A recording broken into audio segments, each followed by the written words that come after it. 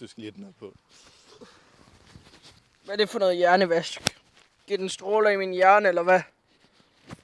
Hvad er det? Er det tændt? Ej, det ser dårligt. Det er du ikke særlig god til. Er den klar?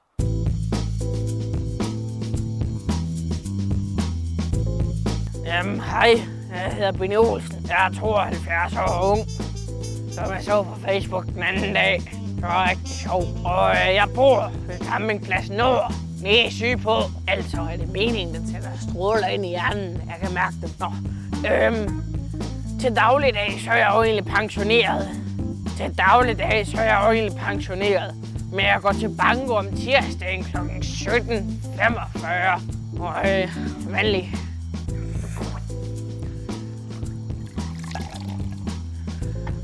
Det er jo egentlig, hvad jeg gør i min hverdag. Samme torsdagen, så mødes vi på campingpladsen og får en kop kaffe eller et glas vin. Det er jo også hyggeligt. Hold nu op, min idiot, mand. Prøv lige kigge deromme bag hegnen. Nej, en snottegård, der prøver at komme ind uden et campingpas. Hvor dum kan han være, mand?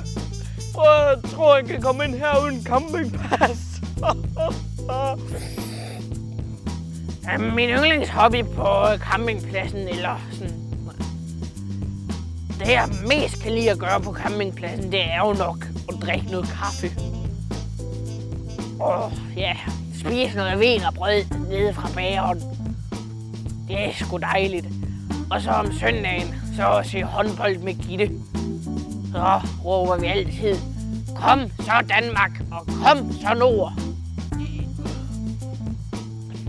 Ja, jeg plejer at gå tur her på campingpladsen Nord i syd. Det er også ret dejligt. Men altså, jeg plejede jo at cykle. Men det bliver jeg sgu for gammel til. Jeg kan lidt ikke klare mere, siger lægen. Så bliver det bare til gåture, men det er også fint nok.